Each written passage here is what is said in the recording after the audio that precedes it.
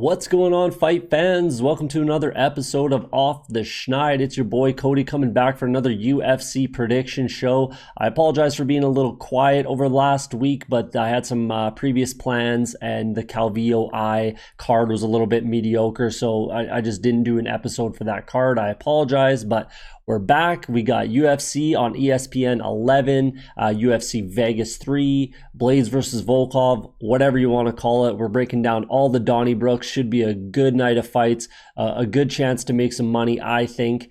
If you're here at the channel for the first time, do me a massive favor. Hit the button that looks like that. Hit the subscribe button. Turn on notifications so you know when we're pumping out some content for OTS. If you're looking to follow my bet slips and see what I'm doing, hit follow at Cody Woodman right there on Twitter, and you'll see all my personal bet slips. With that, let's jump right into the picks and let's see who we're going after for UFC on ESPN 11, Blaydes versus Volkov. All right, we're taking a look at the first fight of the night. We've got Austin Thud Hubbard versus Max Rohskopf. Should be a really fun fight. Late notice replacement. It was, I think, about a week ago, roughly, that the original opponent fell out. I can't remember his name, but I liked Austin Hubbard in that one a fair bit. And we'll get into this fight. I'm not so sure I like him, but we'll start with Austin Hubbard. He's a Elevation Fight Team guy. There's a bunch of them on this card. He trains with Gaethje, Neil Magny, roommates with Curtis Blaydes in the main event. So he's very well trained, has a fantastic gas tank, as all the guys do that train in Elevation in Colorado. He's pretty active on the feet. Good combos with kicks. He kind of ends with kicks. He throws a lot of kicks, legs, body, and not a ton of head kicks, but legs and body kicks. And he's got this front kick that I really like. And he does a good job of keeping his opponent at his distance with his kicks and stuff like that. So I really do like that about him. He's got a pretty good chin. He ate some absolute bombs against Davi Ramos, and he's kind of had some tough luck, including in this fight with his UFC career. So he was an LFA champ at 155. Then he gets the call for UFC and gets kind of fed to the wolves a little bit against Davi Ramos. That's not an easy fight, especially in your debut. Kind of gets a pullback fight against Canadian Kyle Propolek. Gets that win, a unanimous decision. He had to do what he had to do in that one. I'm not going to say a lay and pray, but he definitely just did what he had to do in the second and third rounds after he lost the first pretty convincingly. Got the W, his first UFC win. Then he gets fed again to Marco Madsen. That's a tough fight, and he's Olympic wrestler, undefeated. He's not getting any easy outs here. Even his last two fights in the LFA were tough fights. He got those wins, but they were tough fights. Takes a loss against Eric Wisely. He's kind of had tough luck. He's kind of gotten fed to the wolves in the UFC, which is kind of sucks. He's got a lot of potential, including this fight. So short notice, and he's taken on Max Rohskopf, who is extremely highly touted. Should be bigger, which is kind of crazy. Austin Hubbard's 5'10", Rohskopf's 6 foot, both orthodox fighters. Rohskopf, man, this kid's a beast. He's excellent grappling and jiu-jitsu. Trains under Robert Drysdale, who a couple people on this card do. I think Oscar Piechota does as well. I'm not sure. I couldn't find what ranking his belt is at as far as jiu-jitsu, but collegiate wrestler, NC State. He was the ACC champ in 2016. He's got, trains under Drysdale as well as Extreme Couture in Vegas. Another short notice guy. The two short notice fighters were both Extreme Couture guys in Vegas. So if you're a Vegas fighter local, stay ready. You might get that call on short notice. This guy's got heavy hands. He dropped Omar Hussein, who's another pretty highly touted prospect coming up. Dropped him with one punch in the first round. Ended up choking him out with a rear naked choke in the first round. He needed only 3 minutes to get a doctor stoppage in his only amateur bout 3-minute rounds, obviously in amateur bouts. And yeah, I got the doctor stoppage after one. The guy's eye it was legit. The guy's eye was gone. Yeah, he's only seen his second round once, and that was in his professional debut. This guy's a beast. This kid is an absolute beast, and that's a tough out for Austin Hubbard. Even though it's Rohskopf's UFC debut, he's a fairly heavy favorite, and there's a lot to like about him. This kid is a star in the making a little bit. If he can rattle off some wins, which I think he can. I mean, it depends on who his opponents are, but man, he's got all the tools. He's good everywhere, well-rounded, well-coached, well-trained. This kid's going to be a problem at 155 in the lightweight division, I'm telling you. So who do I think wins? Who am I picking? I'm picking Max Rohskopf, man. This kid is a beast. I really like this kid. I really like everything that he can do. His trajectory is great, well-trained, everything like I said. So I'm definitely picking him to win. And as far as the betting is concerned, money line, pretty easy bet, 1.57. I'm surprised that hasn't moved a little bit down to be more of a favorite, 1.4, something like that. But I don't know, maybe you guys just don't know who he is yet, and I think they definitely will after this fight. The only issue I have, the 2.5 on a finish, I'm not sure he can finish Austin Hubbard, even though he is, in my opinion, quite a bit better. But Hubbard's a tough out, man. He's a tough kid, and against Davi Ramos and against DeMarco Madsen, if they're not getting finishes, I mean, this kid is ridiculous on the floor with his jiu-jitsu, but so is Davi Ramos, and he wasn't able to get the finish there. So, I mean, you could take it, but I'm probably just taking the money line. In a decision, I don't mind that. I might sprinkle 3.5 on a decision as well. I think the safest bet here is probably over 1.5 rounds, 1.5. It is a smaller cage, but I mean, yeah, just the toughness for Austin Hubbard and his overall well-roundedness as well. He's got a ton of training partners that can help him out and at least keep him in there. And again, against the other guys that he's fought, if he hasn't gotten finished yet, I don't believe he's been stopped at all. So I already did when he was super early in his career, his first loss 4 years ago. But I really like Max Rohskopf. I think he's going to be a star pretty soon as he can rattle off some wins. Money line is a good bet, 1.57, over 1.5 rounds. I like 1.83, under 2.5. You could go there as well. Decision betting. Yeah, if you think he gets a finish, I mean, the for it to not go to a decision is probably better than the money line. I don't know. I'd probably just take Max Rohskopf in the money line and just make it easy on myself. I think there's an extremely good chance that he gets this win. Chucking in a parlay with like 3, 4, 5 run or something like that, and there you go. So let's move on to the next fight. Max Rohskopf in the first fight of the night. Next up, we've got a really fun fight, in my opinion. I really like this fight. This is an interesting one, and the winner obviously makes a good push towards getting a title shot, and the loser's going to fall back clearly. But they'll probably only switch positions 6 and 7 if Lauren Murphy wins. Yeah, they're not. No one's going up super far. No one's falling, which is kind of annoying. If I'm one of these girls, I'm probably not super excited to take this fight. It doesn't really move you up the rankings too much, and you're right in that kind of middling area where you want to get a title shot in 2 fights from now, something like that. But it's a good fight. I'm actually super excited to watch this one. We'll start with Roxanne Modafferi. So we got Roxanne Modafferi, the Happy Warrior, versus Lucky Lauren Murphy. Should be fun. I gotta get something off my chest with Modafferi, man. Everyone just loves Roxanne Modafferi. Why? Like, she's cool. She's a nice lady. I'm sure she's a sweetheart, but like, she's really not a very good fighter. Let's be honest here.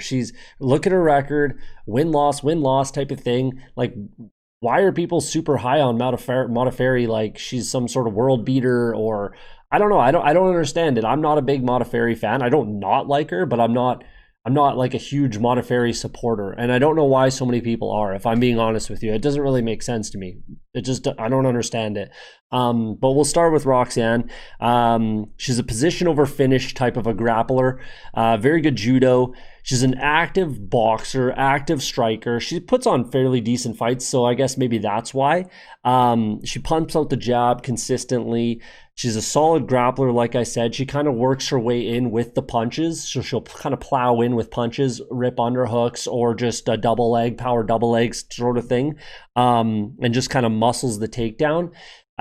She's just an absolute grinder. And again, maybe these are the reasons that people like her, but she's just not for me. I'm not a huge fan.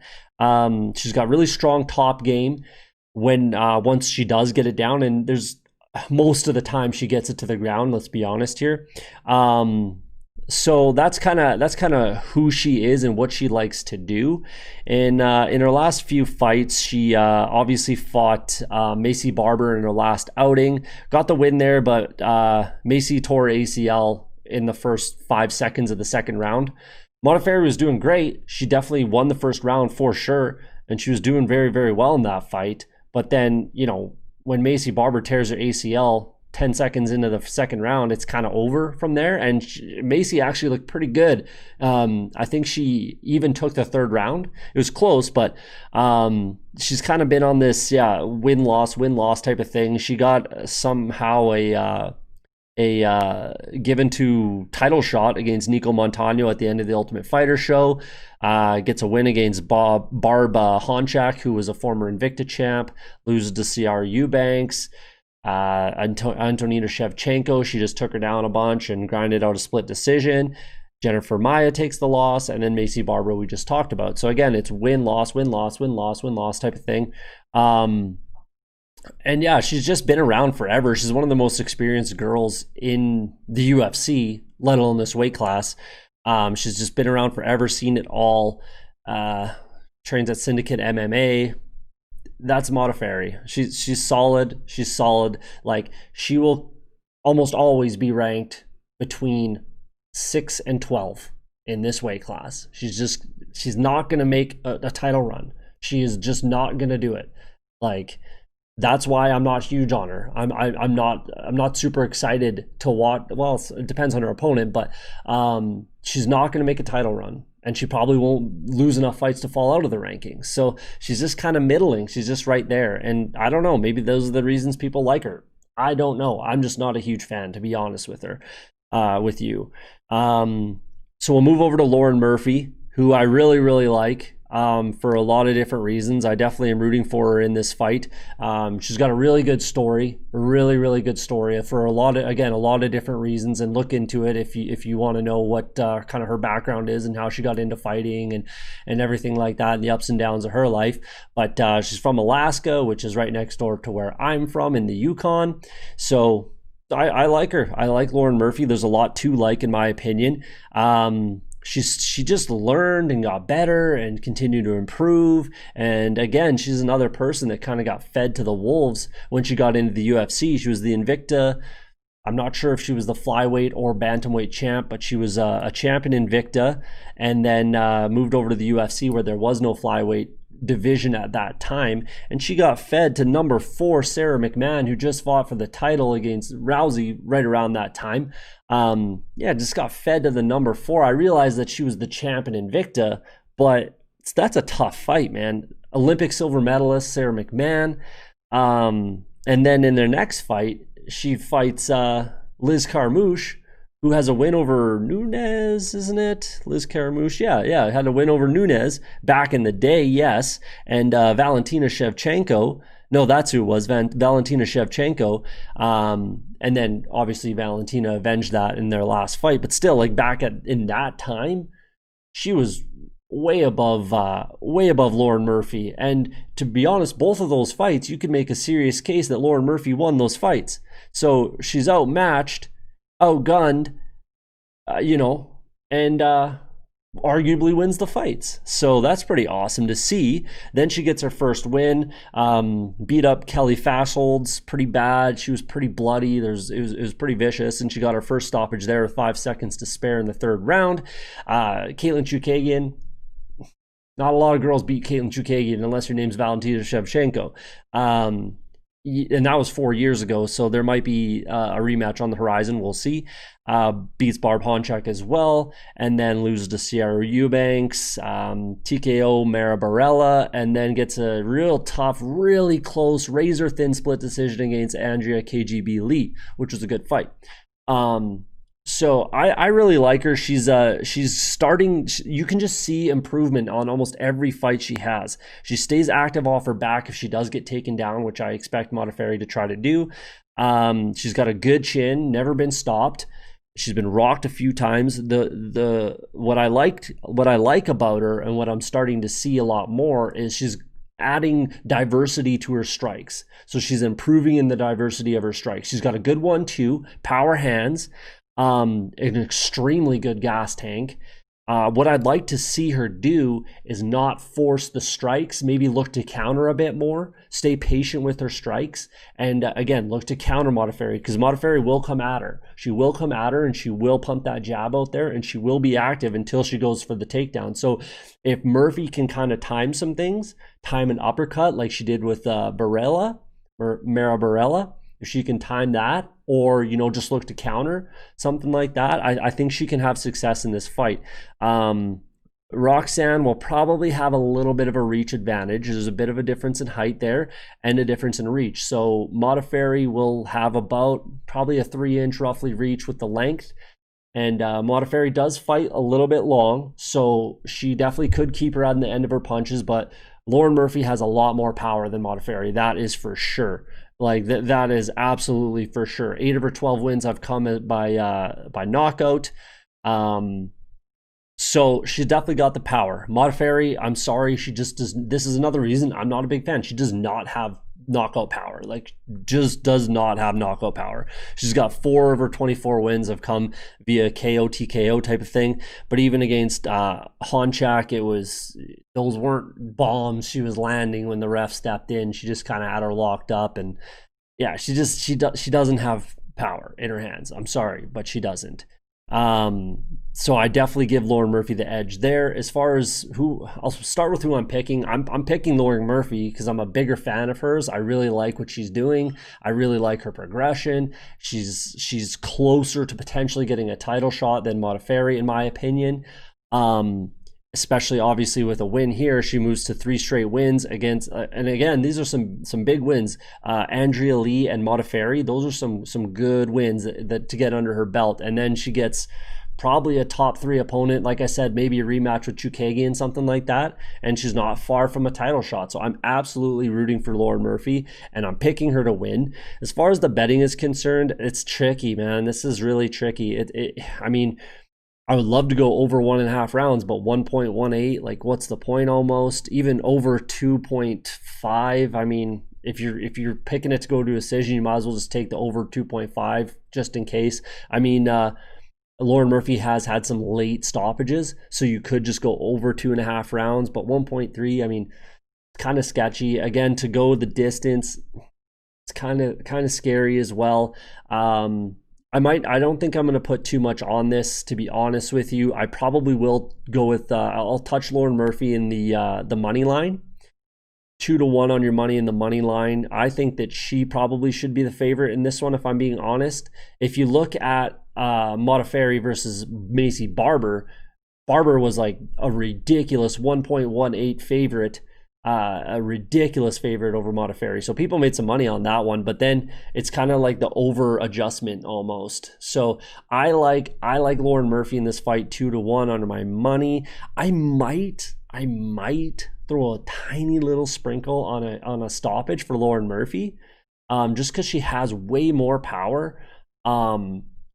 And 7.5-1, like, that's interesting. Why would you give Modafferi a better shot to finish this fight than Lauren Murphy?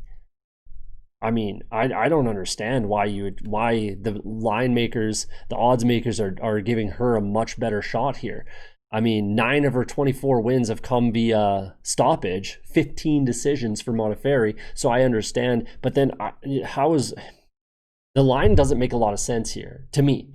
It doesn't make a ton of sense. So it makes me want to, as I always say, if the line doesn't make sense, I want to bet on the underdog, is what they're kind of saying. So So either way, kind of check my bet slips. Like I always say, I might sprinkle a little bit of Lauren Murphy on the stoppage and money line. The decision, I'm just taking the money line instead of the decision money there. So check my bet slips, but I'm definitely picking Lauren Murphy. So let's move on to the next fight. All right, you're going to have to use your imaginations for me. We got Frank Camacho versus no longer Matt Frevola, Billy Quarantillo, who just fought 3 weeks ago, tested positive for COVID-19. So he was a cornerman for Frevola, so he's been pulled. Coming in short notice, Justin Jaynes. So pretend that Matt Frevola is Justin Jaynes. Another Extreme Couture local guy, Vegas guy, comes in on 3 days notice, something like that, in a very tough fight against a very, very game tough fighter. Who is Justin Jaynes? He's 5'8", 5'7", 5'8", something like that. He was the WXC lightweight and featherweight champ. Again, trains with Extreme Couture. He's a very short, stocky, thick guy, very strong, thick dude. He's kind of used to being in a smaller cage in WXC. It's definitely smaller. I watched a couple of his fights just quickly this morning. That's why it's coming out a little later. But I got the news super late, made the switch. There's no obviously lines here. There's no lines out yet. It just happened. So he's a finisher. Finished his last 3 fights, and 1 was a DQ for the guy grabbing the cage. Which is pretty fair. He's never been stopped himself. So he's coming in against a very experienced fighter in Frank Camacho, who dude, this guy, man, he's so fun to watch. You would never know it, but he's got some serious Brazilian Jiu-Jitsu credentials. You would never know it. He's 17 of his 22 wins have come by knockout or TKO. You would never know. You really would never know unless you looked it up. He was BJJ brown belt world champion. So there you go. Unreal chin. He can be KO'd, but he's got a very, very good chin. It takes at least 10 ridiculously huge shots to knock out Frank Camacho, but you can do it. It can happen. He's a take one to give one type of a fighter. He's got a wide range of strikes. He throws everything. He finished Nick Hein with body kicks mostly. He did finish him with punches, but it was pretty much body kicks that he was landing to get that win. So we'll go through kind of his fights. He last time out he lost to Beneil Dariush, but if you watch this show a bunch, you know how much I like Beneil Dariush. He should be ranked, and he's a fantastic fighter. Nick Hein, I think that was his last fight before he retired. Again, finished him with mostly body kicks and just hammered away at him.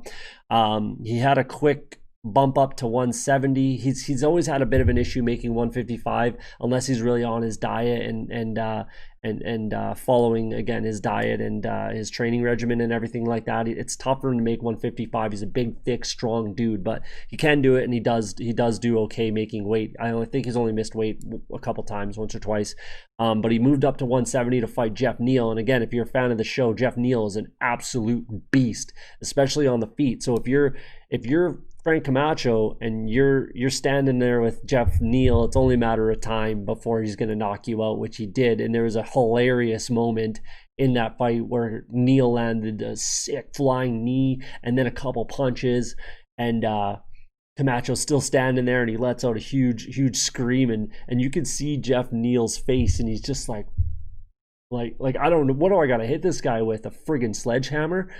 And then he hit him with a sledgehammer a couple seconds later with a huge head kick to knock him out clean. But Jeff Neal is a beast. And honestly, Frank Camacho had no business being in that fight with Jeff Neal. He really didn't at that weight class. Just, stay away, to be honest with you. No one wants to fight Jeff Neal. Everybody's basically dodging him, which is pretty fair. I wouldn't fight the guy. But and then before that, he took a loss to Drew Dober, another super exciting fight. I think it won fight of the night. If not, it was definitely up there. Same with Damian Brown, Zhang Liang Lee, the Leech. We'll call him the Leech. That was another sick fight. So he comes to bang. He puts on some sick fights. Very exciting. Wins bonuses. I'm excited. I was super excited to watch this Frivola fight. Those guys are extremely similar, and it was gonna probably be a firefight. But this is a good replacement. Again, it's Justin Jaynes, not Matt Frivola, but it should be a firefight, and it should be really fun. There's a potential that Jaynes takes down Frank Camacho, and we see his jiu-jitsu credentials. We'll see. There's a very decent potential that happens. If I'm Justin Jaynes, I probably just go in there, try to put on a show. And like I said, you're not sure of how good he is on the ground. So I'm not sure you just want to test that. You might just go chin for chin, man. See who's still standing at the end and kind of take it from there. I'll probably sprinkle something on Justin Jaynes because he's going to be a huge underdog, most likely. Again, there's no lines up yet, but keep an eye on my bet slips if you want to see what I do there. I feel like I got to kind of sprinkle something. Just because Frank Camacho can be knocked out and he does get sucked into these firefights. So we'll see, but who am I picking? I don't know. I'll pick Frank Camacho because I really like him and he's going to be a huge favorite. It's short notice for Jaynes, so I'll probably pick Frank Camacho. Check my bet slip, see what I do. But this should be a fun fight. It's a good replacements. Both of the late replacements were very good replacements, and they have a very good chance at winning the fight, unlike a lot of other late replacements. So we'll see what happens, but we'll move on to the next fight. All right, next up, we got Cast Iron Courtney Casey versus Jillian the Savage Robertson, Canadian. You got to love it from, I think, somewhere in Ontario, Windsor or something like that. But it should be a good one. Like sometimes, I'll be honest with you, sometimes when there's a fight card with a lot of ladies fights, if they're kind of filler fights and things like that, it's tough to do the tape, and I'm not super interested or excited to watch the fight, to be honest. I'm just being honest with you. But this card, I like all these girl fights. They're awesome. They're all really good, exciting fights that I'm excited to watch, to be on all of them. I'm excited to watch all of these fights, especially this one. This one might be my favorite, to be honest with you. These girls are both very good. Very, very good, and very exciting as well. So we'll start with the Canadian Jillian Robertson, Brazilian Jiu-Jitsu purple belt, orthodox fighter. She's got some super slick Jiu-Jitsu, super slick. She's got some clean boxing. It's just not that great. It's nice and tight, but it's not anything super special. She's got very good grappling, very good wrestling. She's super well-rounded. Again, the feet she definitely lacks on the feet. Absolutely. She's a ground fighter. She's a jiu-jitsu girl. She wants to take it down, grind you out, look for submissions. She's submission over finish type, or submission over position type of a grappler. Really good scrambles, good heavy top game, and solid transitions on the floor. Let's go with her last few fights. I like her a ton. But she takes it really hard when she loses. She really does. She really does. No one likes to lose, of course. No one likes to lose. But she takes it really hard. She really does. But she's had some... The losses that she's had are really not that bad at all. Former 115 straw weight. I would actually like to see her move down to straw weight. I don't think she cuts a lot of weight. I think she walks around at maybe about 130, which again, I'm kind of conflicted there because I don't mind when fighters do that. I kind of like when fighters do that. It's sometimes super dangerous when some of these people, guys, girls, whatever, are cutting weight. It can be extremely dangerous depending on how much they're cutting. So again, I'm kind of conflicted there, but I think she would be that much better at 115 if she can get there. Maybe she just can't get there. It's tough. I get it, and I'm okay with it, to be honest with you, but I think she would have a lot of success at 115. I really do. Either way, first professional fight, she loses to Hannah Goldie. Nothing wrong with that. Loses to Cynthia Calvillo. Nothing wrong with that. Mayra Bueno Silva. That one was a little tough, but she got a little complacent, and I'll get to that. How that ended and how it could play into this fight. But she just got a little complacent there and got caught with an armbar. And then Macy Barber in her last time out. And Macy Barber is a beast. I really don't think Barber would have lost to Modafferi if she hadn't torn her ACL. Who knows? You can't really say that. That's not how MMA math works. I get it. But I would have liked Macy Barber to get that finish within those 2 rounds if she hadn't ripped her ACL. Before that, and she's a finisher, man. Jillian Roberts a finisher. Like 7 wins, 6. She stopped 6 girls in her 7 wins. 5 by submission. Again, she's always hunting submissions. And then she's kind of had some tough luck, like I said. So let's bump over to Courtney Casey. This is the second time we've seen her in the Corona State, whatever you want to call it. She fought in Jacksonville a few weeks ago against Mara Barella. She's got a lot of bonus money under her belt, so she definitely puts on exciting fights as well. She's an exciting fighter as well as Jillian Roberts. I'm stoked. This is a good one. She's got a very active guard, strong in grappling exchanges, fairly heavy hands. And if you watch she had an old fight against Joanne Calderwood way back in the day, about 5 years ago. It was her second loss, but she hit her with some bombs in that first round, opened up the fight with some huge punches. So she definitely has that power especially now that she's back at this weight class at 125. She's not kind of depleting herself, which kind of goes to what I was saying before about cutting weight. So she's back at 125. I think she's here to stay, and she has the frame to definitely be here. She's quite a bit bigger than Jillian Robertson, and Jillian Robertson's been fighting at 125 for a while now. So I like her to stay at this weight for sure. So here's where it gets a little bit interesting. If you watch the Jillian Robertson fight against Bueno Silva, again, she was on top of her in full guard, on top of her, kind of pounding away, grinding out the end of the round. 5 seconds left in the first round. Silva throws up an armbar from full guard, lands it, taps her out. It's tough to do. It's tough to land that from full guard. Now, Courtney Casey, not only in her last fight against Mara Barella, full guard, throws up an armbar, nails it. She also did it against Randa Marcos 4 years ago, but in the Nate Diaz-McGregor card, the second fight, she threw up an armbar in full guard and nailed it. So that has me a little bit concerned for Jillian Robertson, because it's happened to her, and Casey's done it a couple times to a couple girls. So it's and I'm really liking Courtney Casey moving up to 125. So who am I picking to win? It pains me to say, because I really, really, really want to pick Jillian Robertson. And not just because she's Canadian, but I really like her. I would really just like to see her move down to 115 if she can get there. If she can, diet up and cut a little bit more weight. Maybe, if she can cut about 8-10 pounds and just work on the diet a little more, something like that. I'd like to see her move down to 115. I think she would be a lot better. I think she'd be a big problem down there. I really do. And Courtney Casey, I would love, obviously, if she stays at 125, and then I think she could have a ton of success here. She's got a bigger frame for it. So I'm picking Courtney Casey. I'm going to pick her. I came into this kind of wanting to pick Jillian Robertson, but at the end of the day, I think Courtney Casey gets the job done here. 1.9 on the money line, I do like. She could finish her. That's another thing. She could definitely get the finish. So 3.75 on your money for a finish.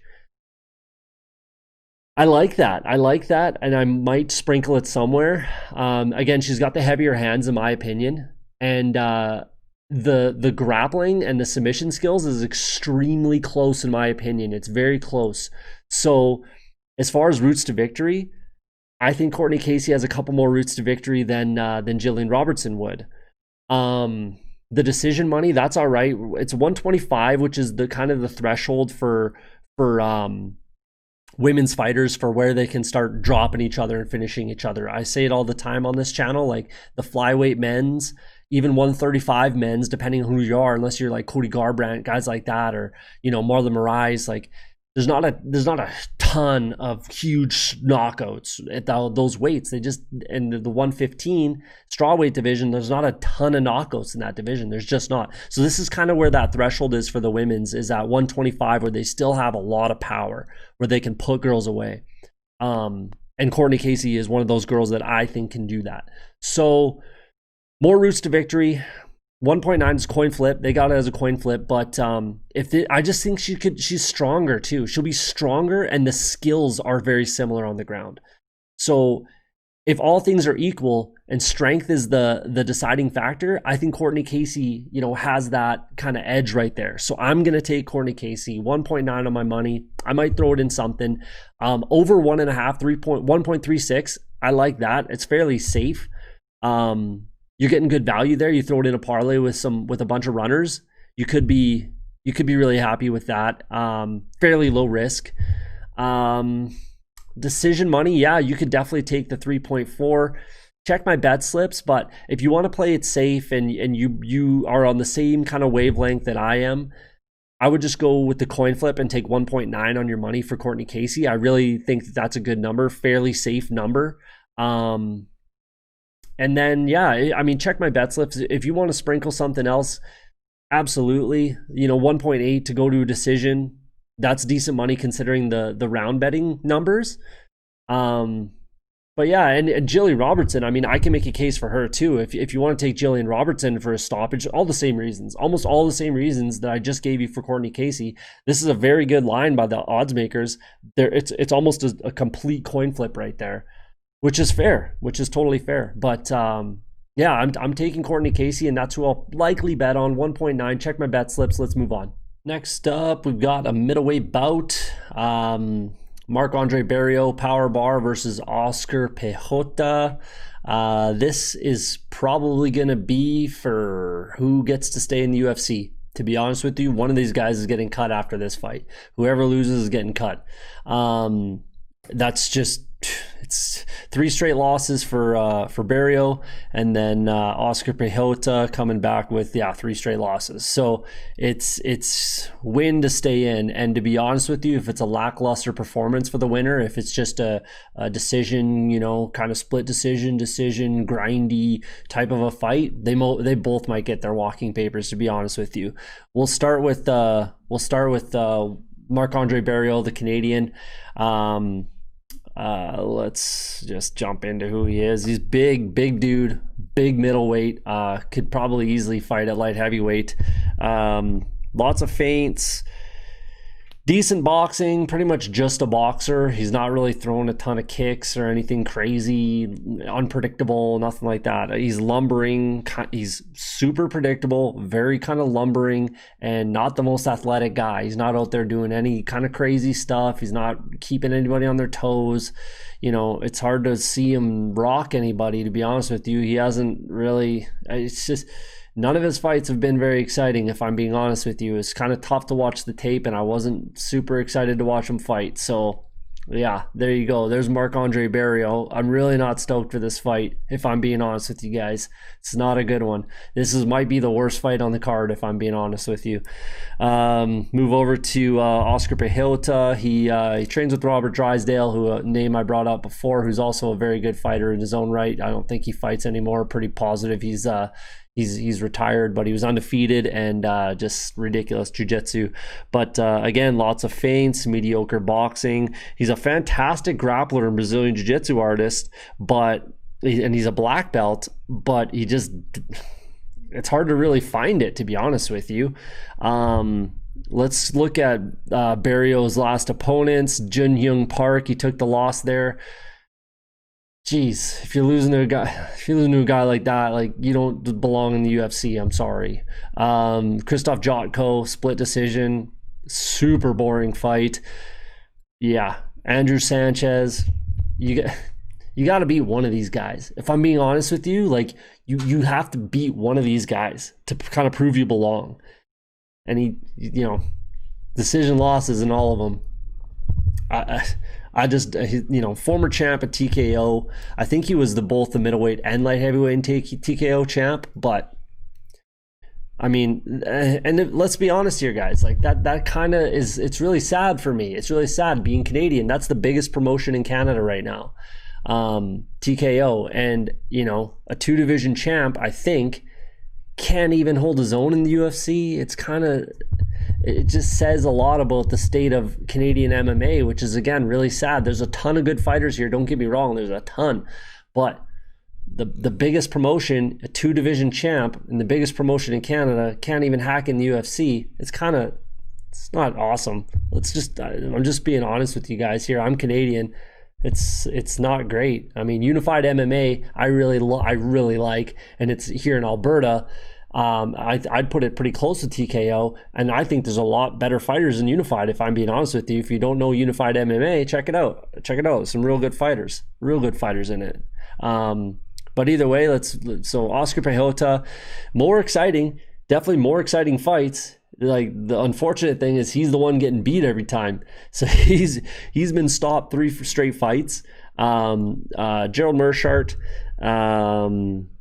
and the thing, what sucked about the Gerald Meerschaert fight was there might have been a 10-8 round in the first round, and then he just exhausted himself. Neither of them have a very good gas tank. Rodolfo Vieira is one of the best in the world on the ground. He's probably the best at 185. No shame in losing that fight, to be honest with you.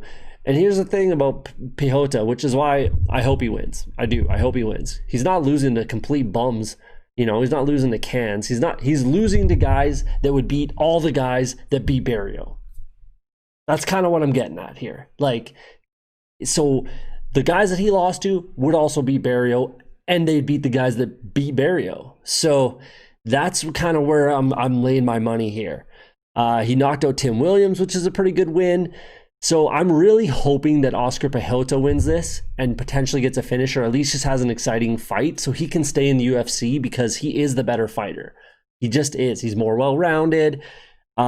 He's better everywhere. It's just gas tank. And this is the annoying, this might be what becomes the annoying thing about this fight.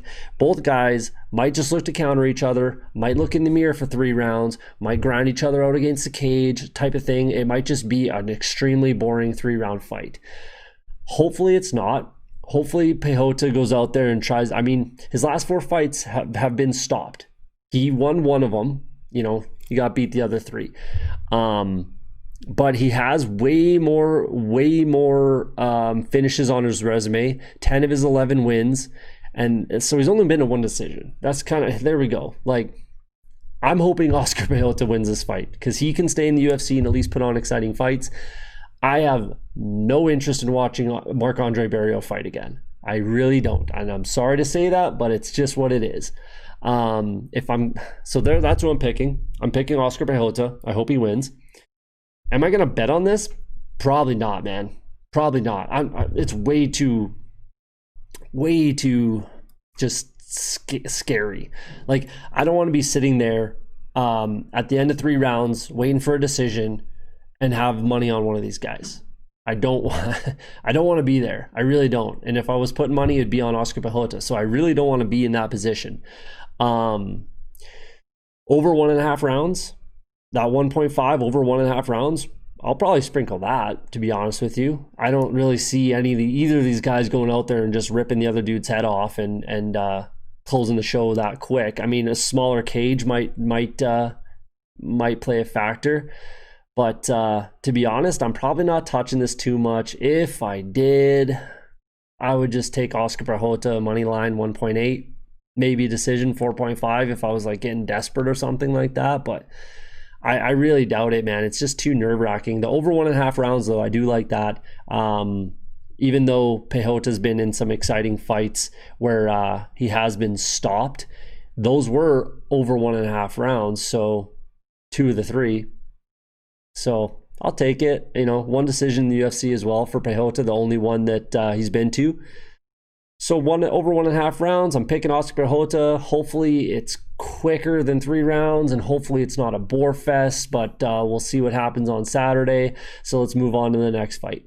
All right, we got another fun fight with a couple pint-sized warriors. These girls are small. Brianna Van Buren's probably the shortest fighter I've ever seen. She's barely 5 feet tall. Tecia Torres, 5'1", 5'1". These are some small girls, but they're scrappy, and this is going to be a fun fight, man. This is going to be a fun fight to watch, I'm telling you. Tecia Torres we'll start with. Quick feet. She kind of bounces on her toes, good in and out movement, tons and tons of feints. And again, the in and out movement's really, really good. So she's hard to hit. She's really hard to hit, especially hard to hit clean. Really good wrestling. She's well-rounded, trains at ATT. This is a fun matchup because we got ATT versus AKA, American Kickboxing Academy versus American Top Team. So this should be a good one. I'm excited. Piechota Torres is fun fighter, very scrappy, very quick. Both these girls are gonna be so quick. Of course, like they're just so wired up. These little, it's gonna be interesting. In her last few fights, here's the thing with Piechota Torres, like this is pretty much definitely going to go the distance, most likely. Like I would bet a lot that it does, but I'm not taking those odds, so maybe I'll throw it in a parlay. I don't know, but Piechota Torres in her 15 fights has only not been to the judges' scorecards once. She has one submission win, rear naked choke in her career. Everything else, 14 fights have gone to a decision. So pretty likely that this goes to a decision. Marina Rodriguez in the last time out, she took the loss, and then Weili Zhang, Joanna Jędrzejczyk, and Jessica Andrade. Those are some tough fighters, man. Those are the last 3 champs. Are pretty close anyways. I'm not sure if JJ was one of the last 3, maybe Rose was, but either way, Joanna had a long run as a strawweight champ, and then Jessica Andrade was champ for a bit, and now current champ Weili Zhang. So she lost to 3 straight champs, and then Marina Rodriguez just kind of got the best of her. Nothing really wrong with that loss, to be honest with you. Before that, she was 10 and 1. She's got some good wins, man. She's got some really good wins. She's beaten Beck Rawlings twice, Paige Van Zandt. She beat Rose Namajunas back in the day in Invicta. Felice Herring, Angie Hill, Michelle Watterson. She's super experienced. She's been around forever, been in the UFC a long time. She was on the Ultimate Fighter show. Just a vet. She's a vet in women's MMA and in this division at 115.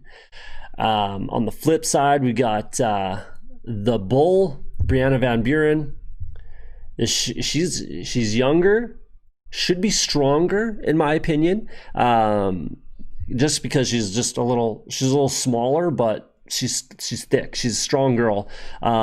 Solid and diverse striker with more power. She should have definitely more power than Piechota Torres. She's got a couple knockout wins on her resume.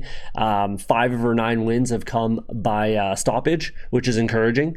And former Invicta strawweight champ, she won that in one night.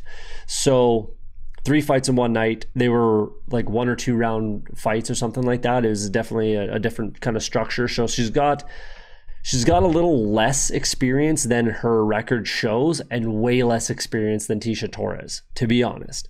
But she's definitely more of a finisher. She's on a 6-fight win streak. She got the win in her UFC debut. And again, American Kickboxing Academy. So her wrestling should, at the very least, be right on par with Piechota Torres. At the very least, she's training with people like DC, Habib.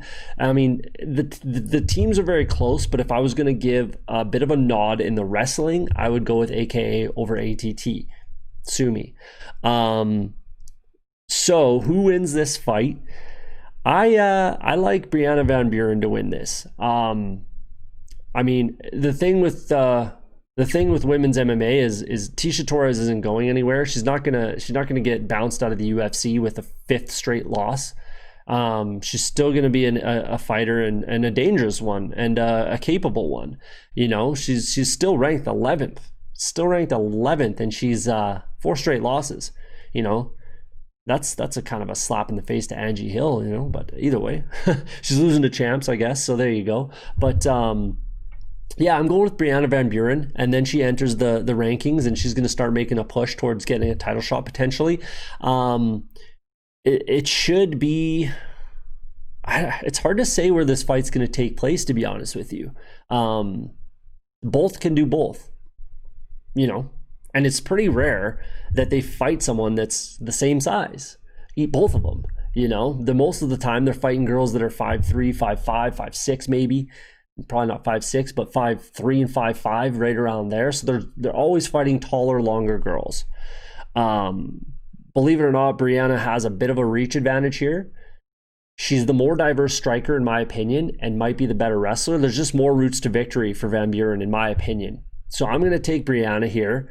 I'm probably not going to bet on this maybe at all. I might take, I probably don't bet on this at all. I might bet Brianna Van Buren money line 1.47. Check my bet slips. 7-1 on your money for a finish for Van Buren. More than half of her wins have come via finish, but Tecia Torres has never been stopped. Only one of her fights hasn't gone to the distance.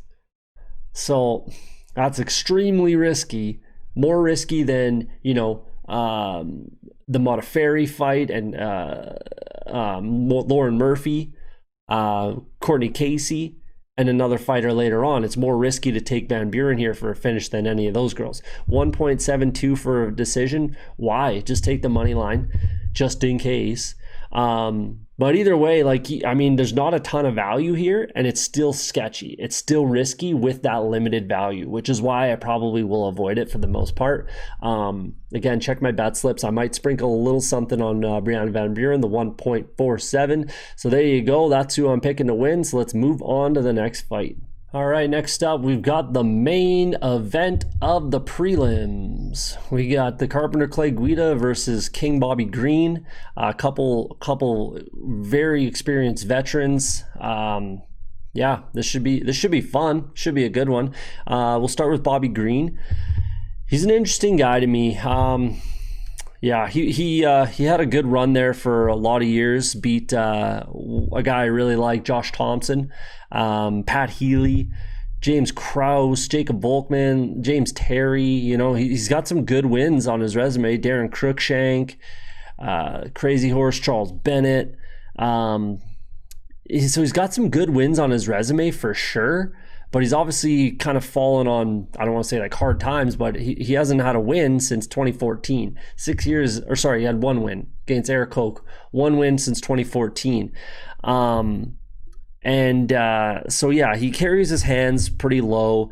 He taunts the guy a ton. Not a volume striker. Looking for kind of a slugfest. He's kind of almost asking for it inside the cage in the fight. Doesn't throw first a ton. He's kind of a counter punching type of guy.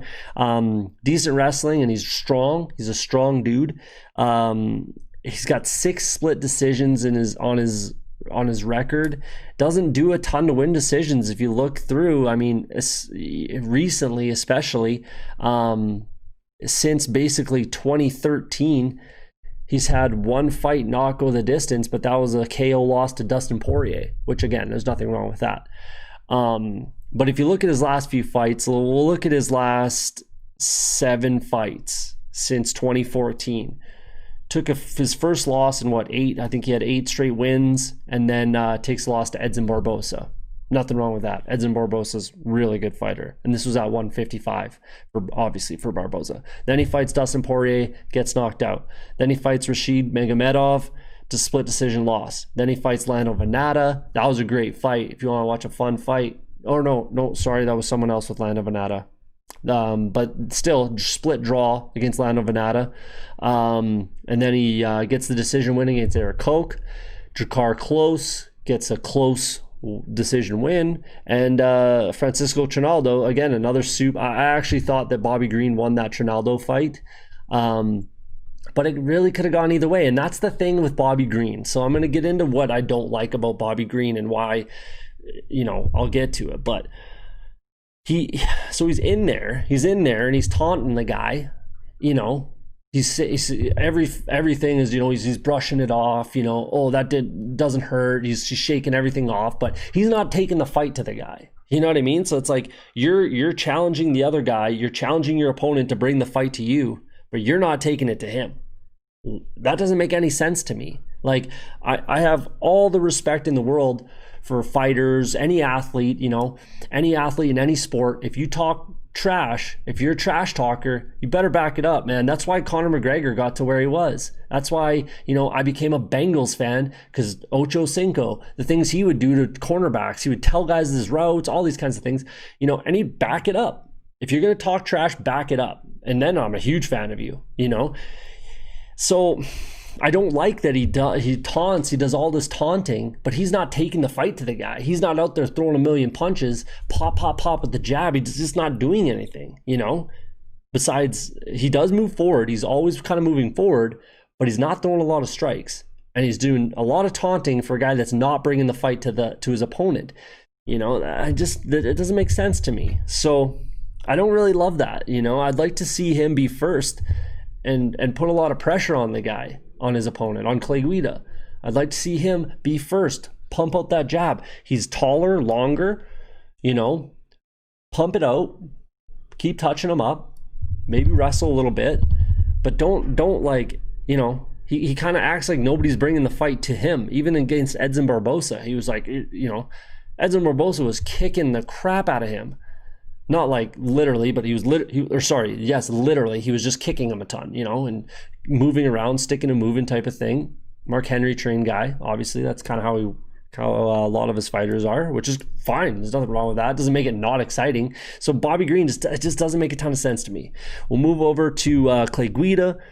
Everybody know, I mean, you know who Bobby Green is too, but if you've been watching fights for any amount of time, you know exactly who Clay Guida is. Probably the first ever time that I won money betting on UFC. I was very young. This is a long time ago. It was the Ultimate Fighter 9 season finale, where Clay Guida and Diego Sanchez had that barn burner of an amazing fight, and I had Diego Sanchez in that fight, and he got the win, split decision, got the win, and I won like, I think it was like $4,500, something like that, and that was my first real win betting on UFC. And so kudos to Clay Guida for kind of, yeah, he's got a story for my betting history, I guess. Hyper active guy, cardio machine, probably, you know, sets a world record for feints in a fight. Likes to kind of figure out and draw out the game plan of his opponent with all the feints that he does. He can be submitted, absolutely. He's got, I think, double digit. I think he's got 10 submission losses on his record. 10 submission losses on his record. Hyper experienced. That 35 and 15, it's more like 35 and 19. But what's the real difference there? So if you look at his last few opponents, Jim Miller, a similar guy, you know, both super experienced. And he caught him so Clay Guida caught him with a huge punch. Jim Miller answered back with another big one and then dove in for a guillotine, got him in the guillotine. He got caught. It is what it is. Beats VJ Penn. A lot of people are doing that right now. That's a good win for Clay Guida. And then Charles Oliveira, no shame in losing Charles Oliveira, man. He's a beast. He's one of my favorite fighters right now. Next time he fights, I'll get into him in depth. Beats Joe Lozon with some ground and pound. Beats Eric Koch as well. You got to get those wins.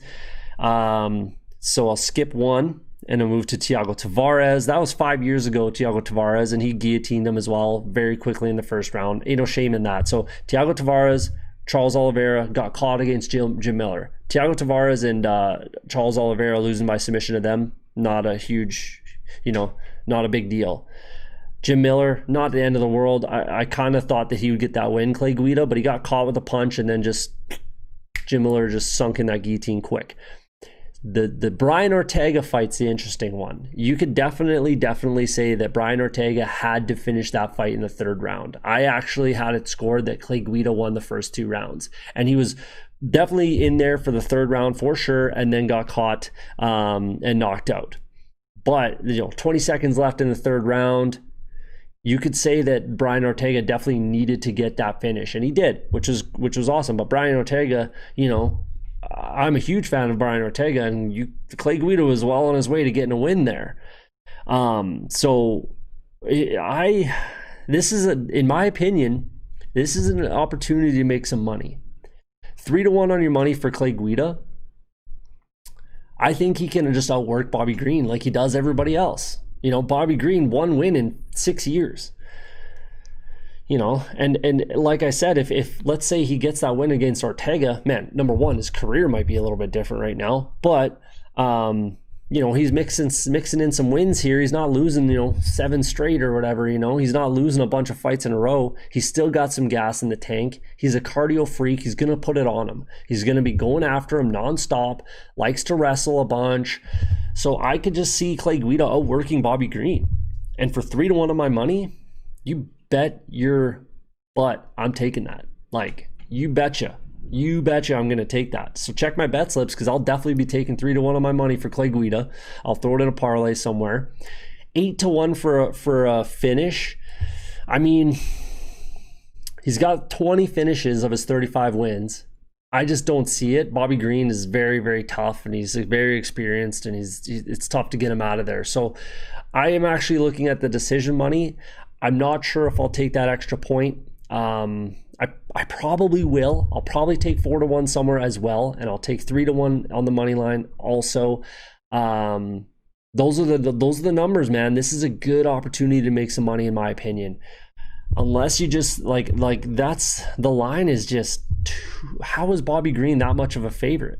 Really? How is he that much of a favorite to beat Clay Guida?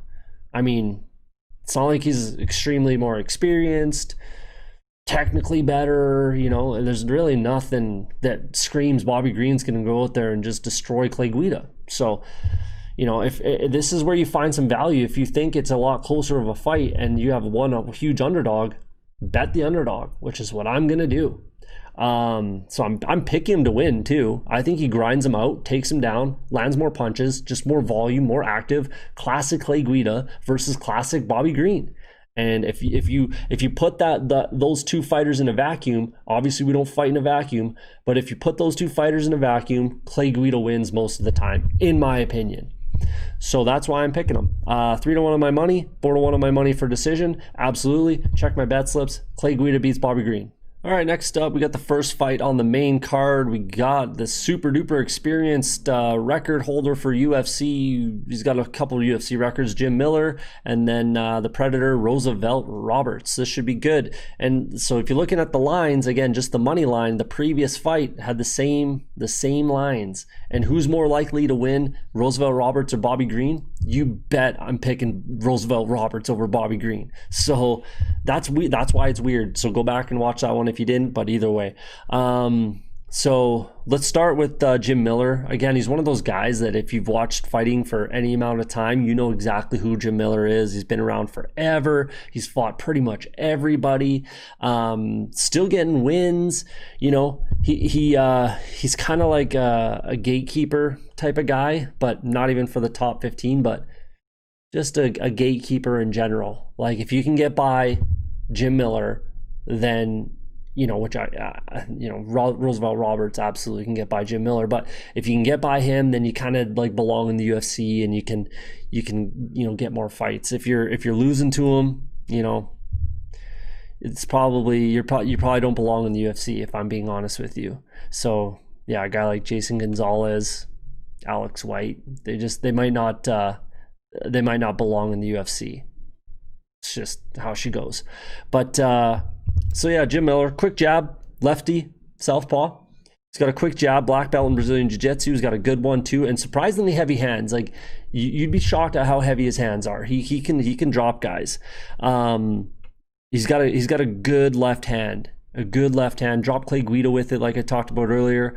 Good heavy left hand, and extremely well-rounded and extremely experienced. I don't want to waste too much of your time talking about Jim Miller, because everybody who's watched fighting knows exactly who he is. Roosevelt Roberts, we just saw a couple weeks ago. It's funny that he's on this card with Matt Favola, who was supposed to be on this card, because Roosevelt Roberts has made it very, very well known that he wants to fight Matt Favola. So he's kind of trying to set it up where it's like, hey, you can't avoid me. We have the same amount of time off type of thing. Like, I'm next. You're next. Favola beat his teammate Jalen Turner, and that's why. Which was interesting because, and I was going to talk about it with Matt Favola, because he should have had a point taken away in that fight. But either way. So Jim Miller in his last fight lost to Scott Holtzman, Hot Sauce, and then unanimous decision, beat Clay Guida, like I just talked about in the previous fight, or the previous fight, I guess, with a left and then hit the guillotine. He rear naked choked Jason Gonzalez pretty quickly, lost to Charles Oliveira pretty quickly with the rear naked choke, which Charles Oliveira is a beast. Rear naked choked Alex White, got knocked out by a knee from Dan Hooker. So I went back pretty far, but I've seen a ton of his fights. I know exactly who he is. I'm not too concerned about it. He's not going to do something that's going to surprise anyone. He's not changing who he is. He's 36 years old. Just keep doing what you're doing, and you do it well, and you're going to win a bunch of fights.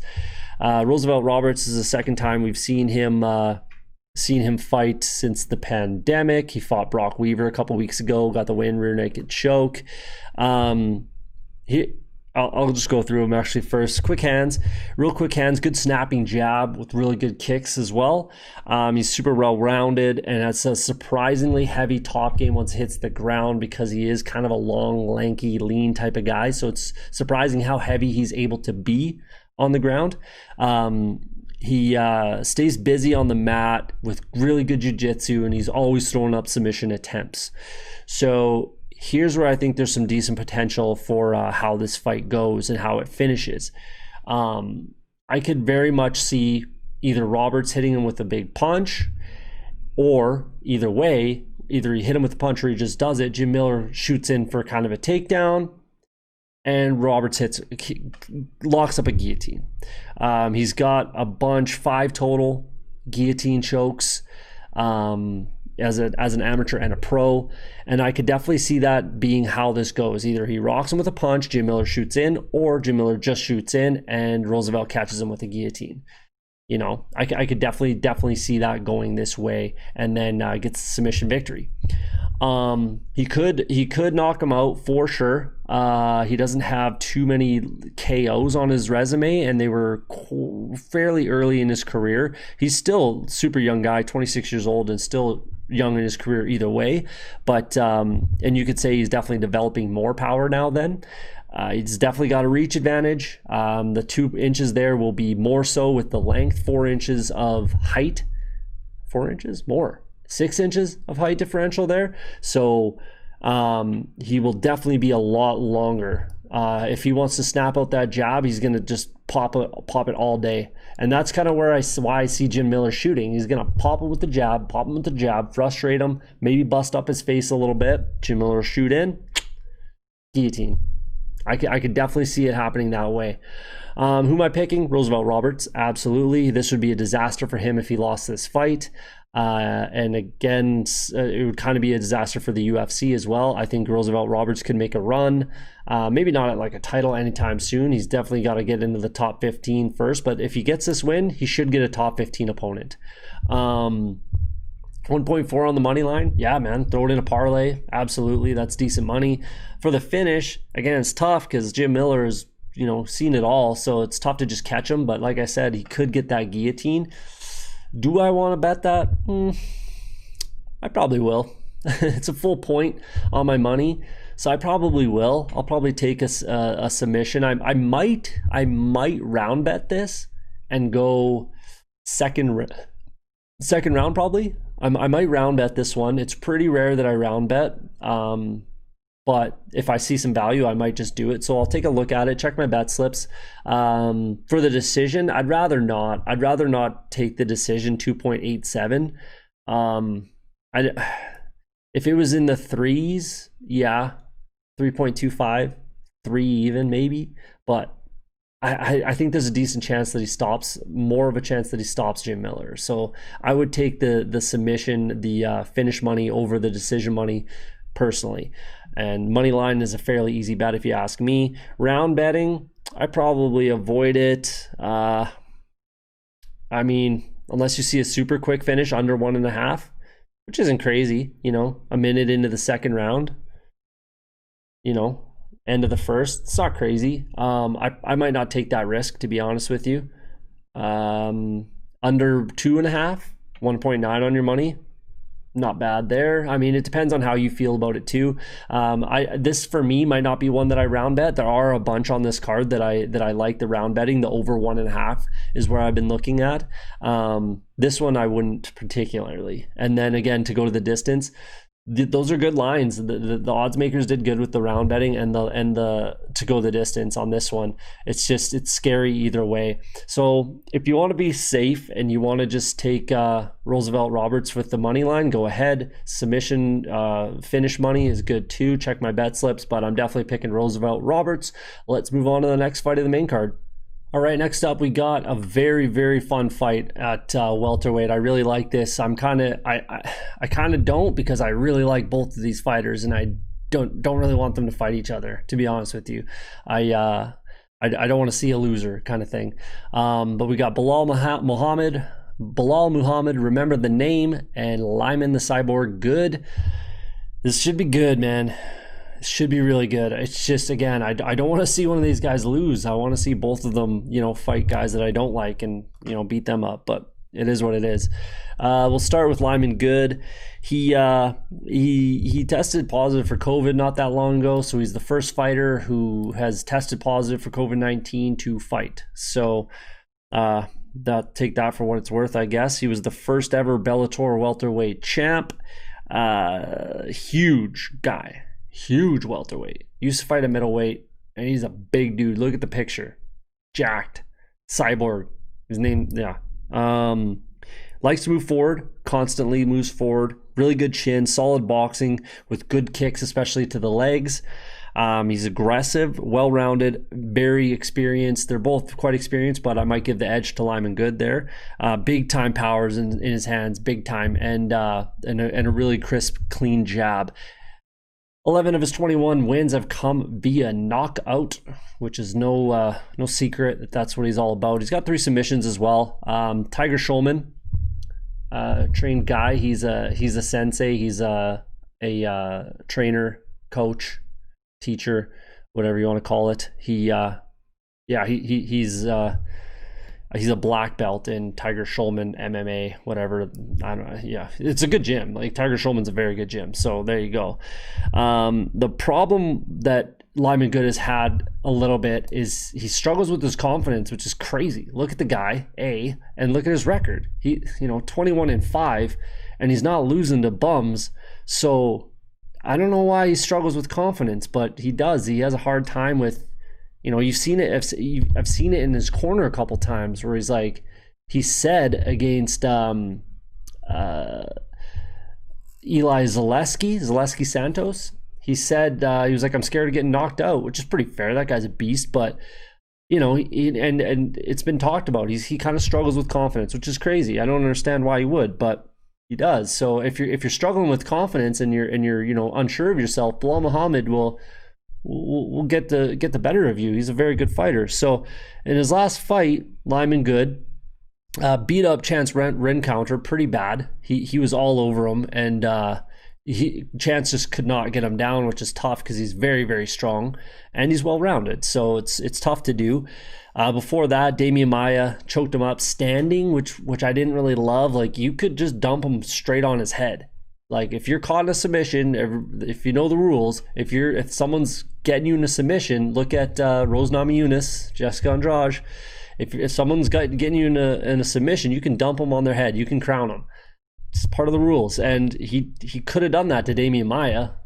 Might hurt himself in the process too. But hey, the guy's choking the life out of you. You got to do what you got to do. Ben Saunders before that, Killa B, who I used to really like before he started getting knocked out by everybody, but he's a savvy old vet and good. Yeah, it is what it is. Zaleski Santos, split decision win, lost by Lyman Good. He lost to Santos. Before that, he knocked out Andrew Craig in his UFC debut. And maybe this is kind of why. Maybe this is why, because he was extremely experienced. And then, before getting to the UFC, he was a champ, again, like I said, in Bellator, champ in CFFC, I believe. I don't know how he wouldn't have been. So he's champ in CFFC, champ in Bellator. Record was like 20-something and 3, something like that. And then the UFC, all they offer him is a Ultimate Fighter. Like, he's good enough to be in the UFC way before that, Why does he got to go through the Ultimate Fighter? I don't know. Maybe that's why. I don't know. But yeah, he's extremely experienced in Bellator. You tell me he wasn't, he couldn't just walk into the UFC? Instead of that, he goes to the CFFC and beats up everybody.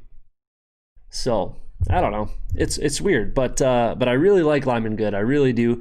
And then let's move over to Belal Muhammad now, who again I really like Belal Muhammad as well. It's tough to really root against either of these guys. But he's got decent hands, carries them a little bit low, which might get him into trouble against a guy like Good. Very, very good wrestling and grappling skills.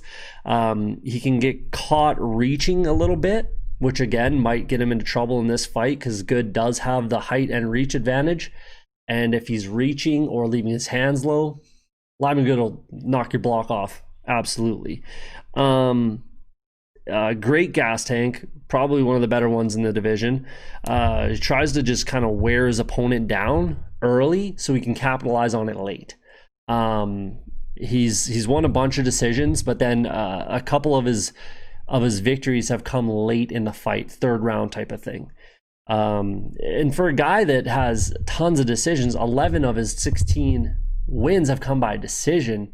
I usually don't like guys like that too much. I don't like those kind of wrestler, lay and pray type of guys. I like well-rounded guys that are looking for finishes, but he's still super exciting and he is looking for finishes. So I like Belal Muhammad a lot. Full on pressure, just does not stop. He puts full on pressure all the time for 15 minutes. He's got that kind of a gas tank. In his last fight, he beat Takashi Sato, rear naked choke in the third, late in the third. Well, not late in the third, but in the third. Curtis Melander just outworked him. That was definitely a very good win for him. Before that, Jeff Neal took the loss. Nobody's beating Jeff Neal anytime soon, I don't think. Really, really like Jeff Neal. I've talked about him tons. Before that, he beats Chance Rencounter, who they share a similar opponent. Both got the W. Split decision win over Tim Means. Jordan Meehan, he gets the win. Canadian kid from Lethbridge, just south of me. Randy Brown, he got the win there. And then lost to Vicente Luque. Super experienced. He's been in the UFC for a long, long time. Belal Muhammad. But so here's where he might get into trouble. He does, and he has kind of struggled with elite strikers or upper tier type of strikers with decent takedown defense. Saw it with Alan Jouban, who dropped him a bunch of times. Saw it with Vicente Luque, who knocked him out. And we saw it with Jeff Neal, who is one of the better strikers in the division. And Lyman Good is a very, very good striker. So this is where it could become a problem for Belal Muhammad. As long as Lyman Good's head's in it and he's okay, he's not he's not struggling with confidence or his gas tank or anything like that. If his mind is in it, I like Lyman Good to win this fight. At the end of the day, I like him to come out with the victory. I think his takedown defense is good enough and his striking is absolutely good enough.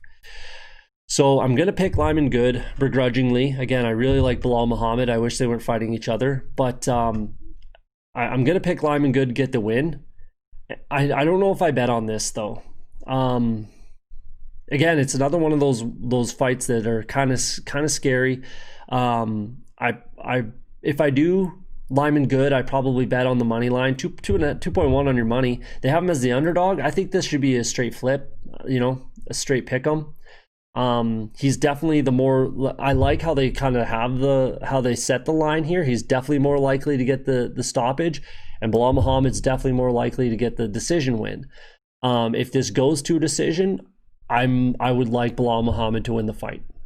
So yeah, this is a good one. The round betting, I don't really love unless you see a quick stoppage or an early stoppage.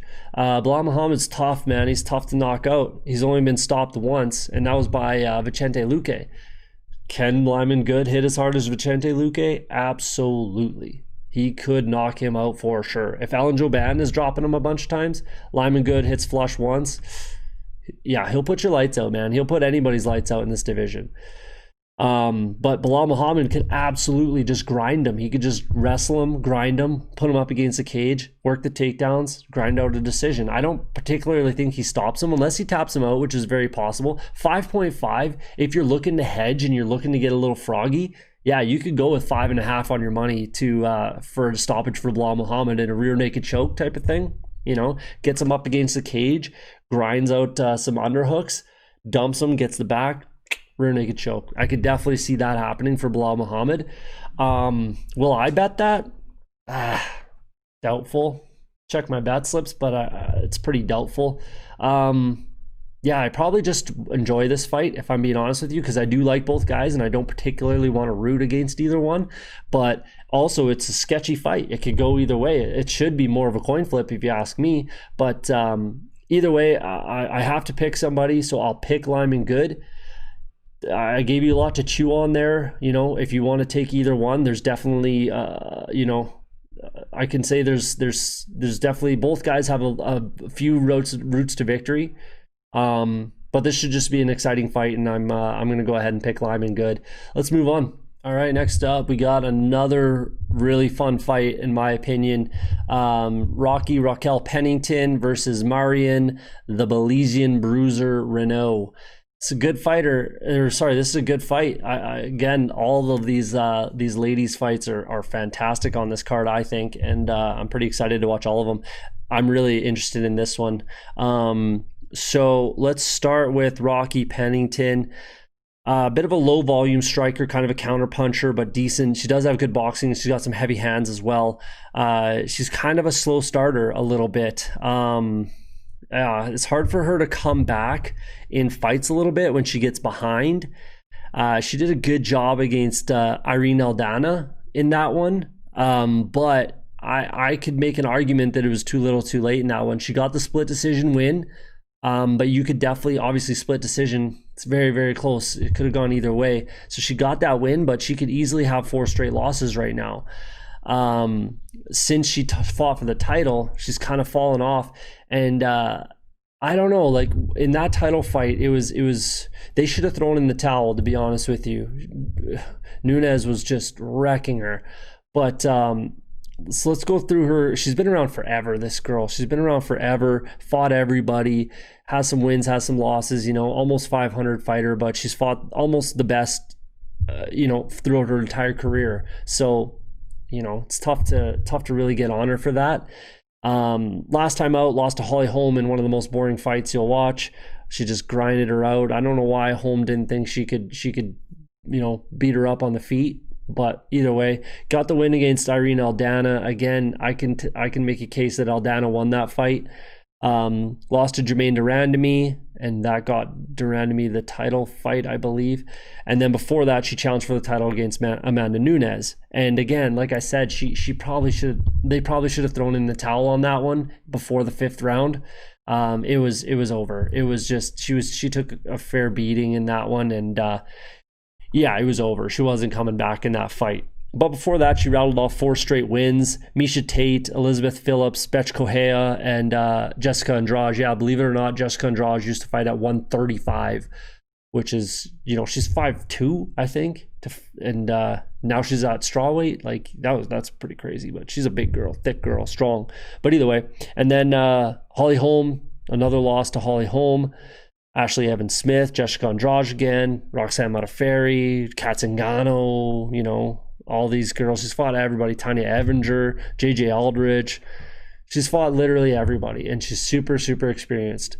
My thing with Rocky is she just might not have that motivation anymore, to be honest. She got to the top of the mountain and couldn't quite get over to the other side. Which is fair, because it was friggin' Amanda Nunes, who's the GOAT. She's the GOAT woman fighter. So, she took her 5 rounds. It's not like she's got anything to hang her head about throughout her career. But yeah, it's just hard to say where her motivation might be, long term. But either way, let's move on to Marion Reneau. Orthodox fighter, fantastic gas tank. She's, I think, 42-year-old, I think she's a physics teacher or something like that on the side. But very, very good fighter, too. Very exciting fighter. She's got really good defensive, neutralizing grappling if she does get taken down. She's got a really good chin. She's never been stopped. She ate a ridiculous spinning back fist from Yana Kunitskaya in that last fight, but she also just absolutely wrecked her face, wrecked her nose. It was disgusting. My girlfriend had to lie down. She was feeling, fainty when we watched that. It was pretty hilarious. But she's a Brazilian Jiu-Jitsu black belt. She pulled guard against Kat Zingano, which is very scary. You don't want to be pulling guard against someone like Kat Zingano. She beat Amanda Nunes on the ground via ground and pound. You don't want to be doing that. But either way, she's confident in her Brazilian Jiu-Jitsu, that's for sure. She's got really good boxing. Really, really good, clean, rhythmy boxing. I really like her rhythm when she's on the feet. And then against Sarah McMahon, she can come back, man. She can. There's no quit. There's no quit in Marion Reneau. Again, the Yana Kunitskaya, she lost that fight. But she wrecked her face, and definitely won the third round, but she lost the first two. It was fine. That was a loss. She did lose to Yana Kunitskaya, but she wrecked her face. Kat Zingano, that's a tough fight. You don't want to be pulling guard there. And then against Sarah McMahon was up 10-8 probably in that first round. She took her down, got the best of her. It was probably a 10-8 round in that first round, but then she comes out in the second round, triangle choke, gets the win against Sarah McMahon. Talita Bernardo, TKO punches at the end of the third round. Milana Dudeva punches and elbows in the end of the third round. So she's definitely got some power. She triangle choke again against Jessica Andrade. So she's got really good triangles. She's got a really good triangle. And really, really good clean boxing. They're very similar height and reach, so there shouldn't be too much of an advantage there. But I think that this is another good opportunity to make some money. We got the underdog, Marion Reneau. I think that she gets the win. To me, again, she's got more tools. She's got more tools to get this win. I really think that there's more routes to victory for Marion Reneau. She really is motivated. She's still motivated at that age. She still wants to make a title push, and she's still fighting the best. She took 2 straight losses, but to Kat Zingano, who I would really like to see be able to challenge Amanda Nunes again, and I think she can. I think she absolutely can. And then Yana Kunitskaya, who's close too. She's kind of right there as well. So she's not losing to girls that she should beat, and she's beating a lot of girls that she should. So, the loss to Ashley Evans Smith, that one she definitely should have won that fight. It was a split decision. I'm going to be honest, I didn't rewatch it. I probably saw it live when it happened, but I didn't rewatch it because it was a while ago and I wasn't too concerned about it. But that was the one that she should have got the win. Everyone else, Holly Holm, Julia Avila, Kat Zingano, Yana Kunitskaya. So, and Raquel Pennington, she's again, I'm just, it's hard to see where her motivation is. She's not losing to bums either. She's Holly Holm, Jermaine Durandamy, Amanda Nunes. Even if she did lose to Aldana, it's not the worst. She's beaten Miesha Tate. Again, this is years ago. And that's why I'm kind of going this way, is just, I'm not sure where her motivation's at. I'm in her last few fights, it's hard to see where her motivation's at, to be honest with you. And I just think that Marion Reneau is going to be able to get the best of her. So I might take a finish here. 5.5 to 1 on your money for a finish for Marion Reneau. That's moved. So it's being bet down. It was 6 to 1 originally, and it's been bet down to 5.5. So I'm clearly not the only one who's on this thought process here. And I can't recall 100% if the money line has moved. I think it probably has. You got to figure if they would kind of move hand in hand. You could just go with the decision money too, 3.5. But again, like I said, this is an opportunity to make some money, in my opinion. If you just think that someone, maybe Rocky catches her with a punch, she's never been stopped, so I highly doubt that. the only person finishing this fight, in my opinion, is Reneau. That's just my opinion. The only person finishing this fight is going to be Reneau. She just has more opportunities, more weapons, more routes to be able to stop this fight. So, check my bet slips. I probably do take a finish. I probably take that 5.5 and sprinkle it with, I might get real froggy and sprinkle it with like Clay Guida and Curtis Blaydes or something like that, but Roosevelt Roberts, something like that. But check my bet slips. I might take all of these levels, to be honest with you. The decision and money line and KO, they can work together in a couple different parlays. Obviously, you can't have a finish and decision, but and the round betting, I probably don't touch because I'm getting better money elsewhere, especially like the over 1.5. I would take that, but 1.16 I'm not looking at.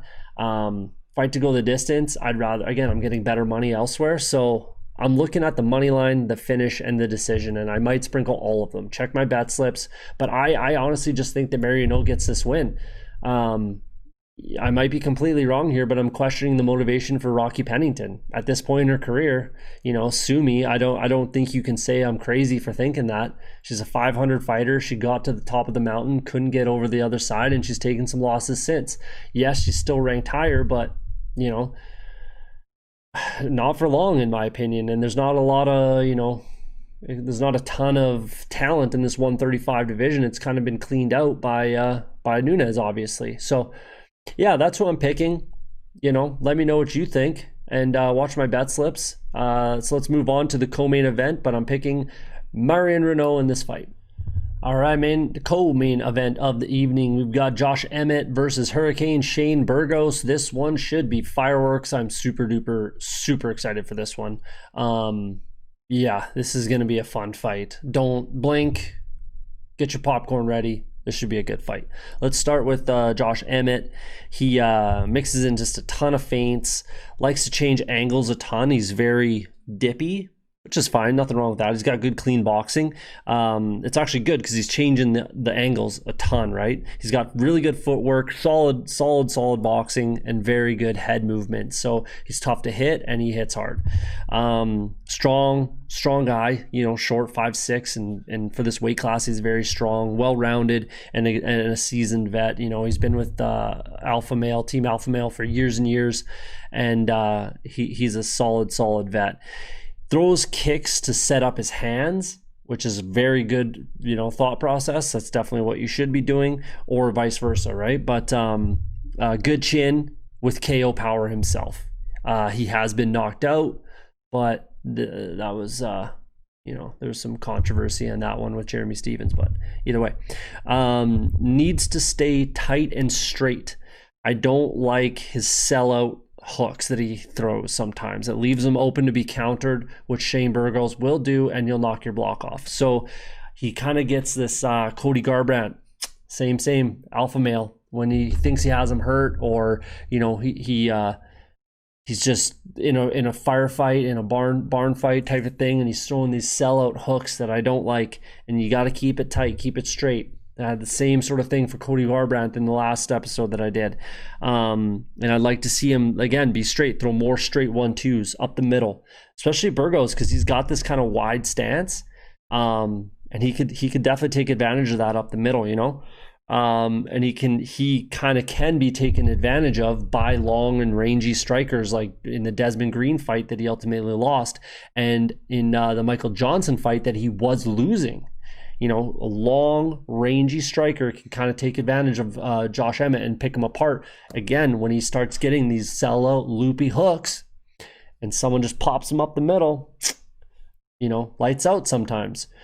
So let's take a look at his last few fights. Mirsad Bektik, fantastic win, clean. This guy, Josh Emmett's got like one punch, lights out power. We've seen it a few times. So Mirsad Bektik, he got the KO there, lights out. Michael Johnson losing the fight, third round, lights out. popped him. Jeremy Stephens, a little bit of controversy there.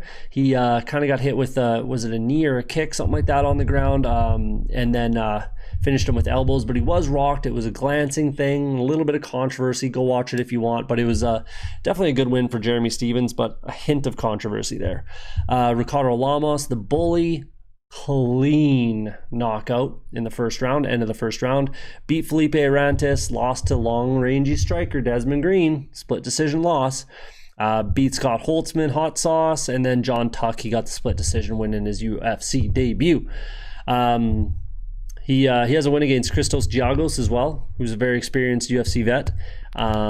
Rocky Johnson, he's got a win there too, who I believe has a win against Ali Abdelaziz back in the day. I kind of just want to check it to be sure on that one. Was it? Yeah, so he beat Rocky Johnson, who's got a win against Ali Abdelaziz. Believe it or not, he was a fighter, yes. He had a few fights. Lost to Carl Uno as well. But either way, so yeah, super well-rounded, super well-trained. Vet, has seen it all, but he has some holes. So let's move over to Hurricane Shane Burgos. He very heavy on his lead leg. He's an orthodox fighter, but he's started to switch his stances more, potentially because he's been taken advantage of in the past on his lead leg. Charles Rosa chewed him up. He ended up getting the win there, the knockout, but he got his lead leg chewed up. He's very heavy boxing base, and he's very heavy on his lead leg. Has kind of wide and kind of, straight up, but he's also heavy on that lead leg, and he can be taken advantage of. But he has started switching stances, so he's kind of improved on that. But he's got to watch it. He's definitely got to watch it, and that could be something Emmett could take advantage of. Prefers head movement over blocking. He kind of will just eat like half or 3/4 of the punch with his head movement. He'll just move his head back and then eat a bit of the punch. So he's not getting the full brunt of the punch, but that's not long-term, super great way to fight guys in the UFC. He's got a fantastic chin, absolutely a ridiculously good chin, but it's not going to last forever. He literally will never stop coming forward. He just continues to march the guy down. Even when he's getting his leg chewed up, he'll still just keep marching. Good work to the body, really good work to the body. He's got a good left hook to the body and a good front kick to the body as well. And with his length, he can definitely take advantage of that. Absolutely. And a good jab, snapping jab, but I'd like to see him do it more. He's got the length in this fight. He's got the reach and the length and the height and everything. I'll say it right now, everything points to Shane Burgos winning this fight. So he needs to just pump out that jab, front kick, and just keep him on the end of his punches. And eventually he should be able to touch him up or get the knockout, As long as he doesn't get sloppy, he should be fine. He carries his hands a little bit low. Like I said, he prefers head movement over boxing fundamentals. And I'd like to see him just, get his hands up. he could eat a lot less punches. Work the head movement with your hands up. Like, it's not, I don't know, but there's a lot of guys that like to fight like that. And they just prefer to move their head and counter, which is not, it works a lot. So we'll see what happens, but I would like to see him, pump out that jab. His route to victory, Shane Burgos' route to victory, pump that jab out 1,000,000 times a minute. Just touch with the jab all fight until it's over or you knock him out. 1-2s up the middle, let him get wild with his hooks, and then just stay patient and counter with the straight right. Like that's the blueprint right there. To me, like, that's what I see. Keep keep Emmett at the end of your kicks and at the end of your punches, 1,000,000 jabs a minute, 1-2. Wait till he gets sloppy, because he will. He will. He'll come out. He'll eat some punches. Both these guys got extremely good chins and extremely good gas tanks. So I could see this being a 3rd round finish. And in my opinion, it's going to be Shane Burgos who gets the win, but it could be Josh Emmett because he's got that one punch power that'll just put your lights out. And even Shane Burgos, he's been knocked out by Calvin Kattar. You know, in his last fight, he got the knockout against Makwan Amirkhani, who was just exhausted and could barely stand. Split decision win against Cub Swanson. That was a really good fight. Kurt Holloway, he armbarred him, so he's got that in his back pocket as well. And then Calvin Kattar, that was a ridiculously good fight. These Calvin Kattar and Burgos are 2 of my more favorite fighters right now, especially in this weight class. At 145, they're up there for me. I really like both of them. But he's sitting at what, 6-1, 6-1 in the UFC. Looking to move up the rankings, obviously. But that's how I see this going. So I'm picking Shane Burgos. I could see him definitely winning a decision. I think if this fight goes to a decision, it's Shane Burgos getting the win because he's just too long and rangy and he can keep him on the end of his punches. To be honest, I probably take the decision money, 4.33, over the finish money for Shane Burgos. Do I think he can finish him? Absolutely. Absolutely, I do. But I probably just take the money line, if I'm being honest. I probably just take the 1.72. There's not enough of a spread there for me to take the finish money. If I was getting 3.2, like Emmett is, I would definitely think a little more about it.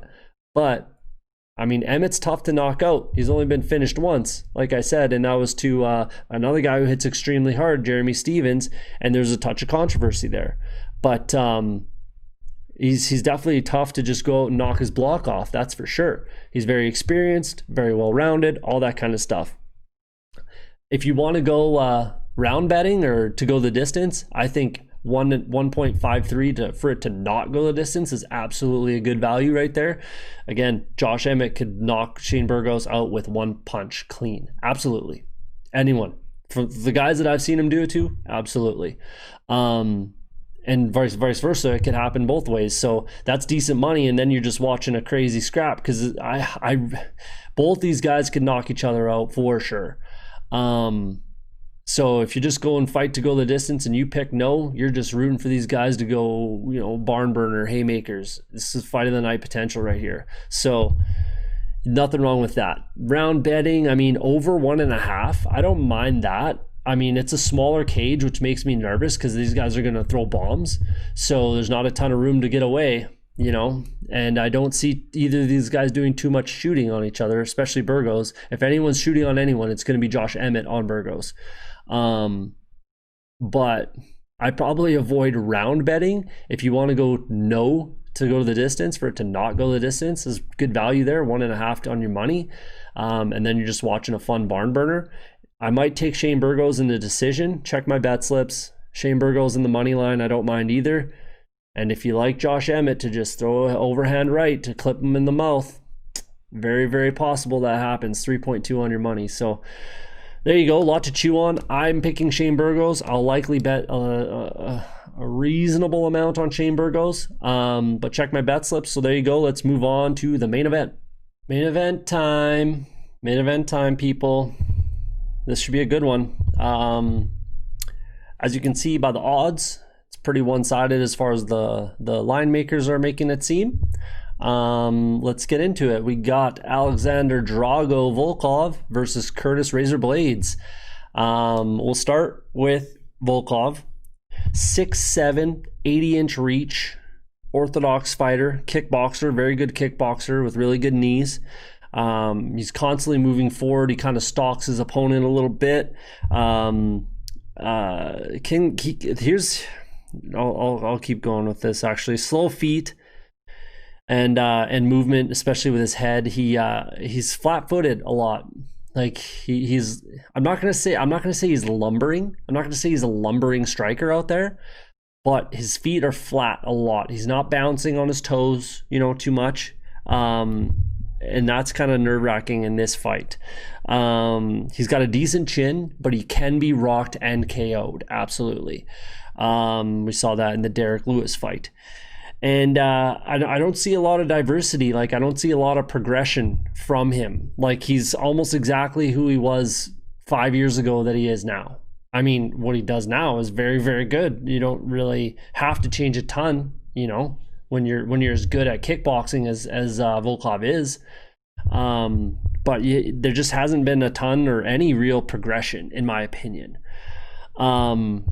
You could say that he lost the Timothy Johnson fight. I watched that one. I felt like it might be somewhat similar, considering his most recent opponents. Not a ton of guys are going to take him down. Like, to be honest, there's not a ton of heavyweights that are wrestlers. You know, obviously DC for sure, and Curtis Blaydes, absolutely. But other than that, there's not a ton of heavyweights that are really good wrestlers. Curtis Blaydes is one of the best, second best, literally, beyond DC. But and that's kind of concerning to me in this fight. And he can kind of get, so when, you know, where he's more comfortable is obviously on the feet. That's also a bit of an issue because he kind of gets lulled into this like false sense of security, this false sense of, I've got you figured out, and it's just a matter of time before I drop you, kind of a thing. Which is in the Derek Lewis fight, we saw the, you know, other side of that coin and how it can kind of turn against you.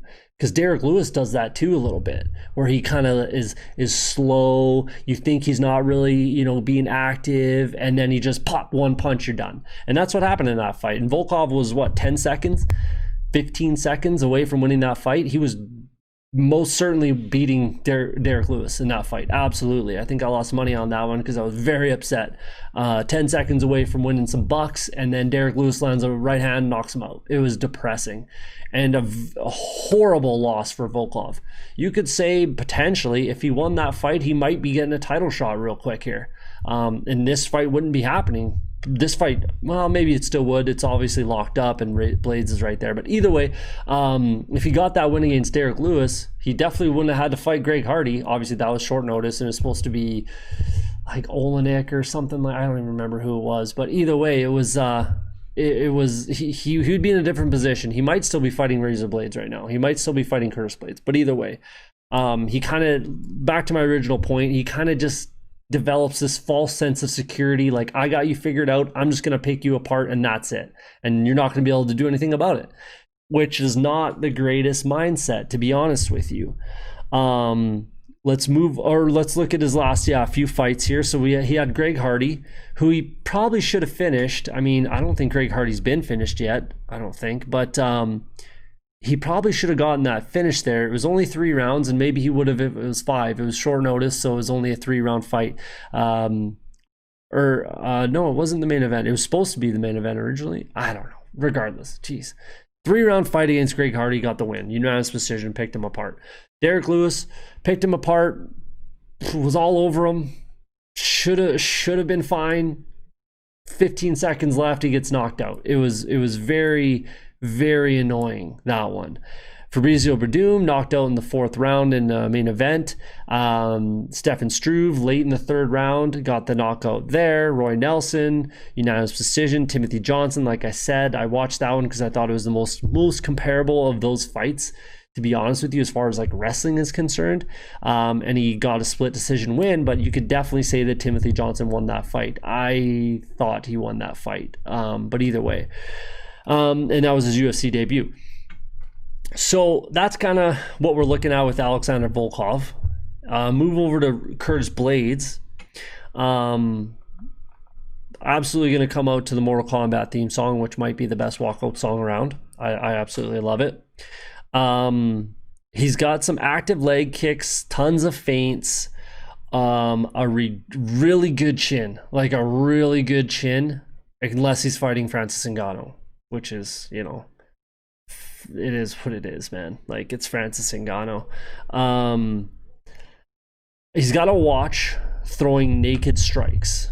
He throws a few too many just naked strikes. He's getting better at it, and he got a lot better at it in the JDS fight.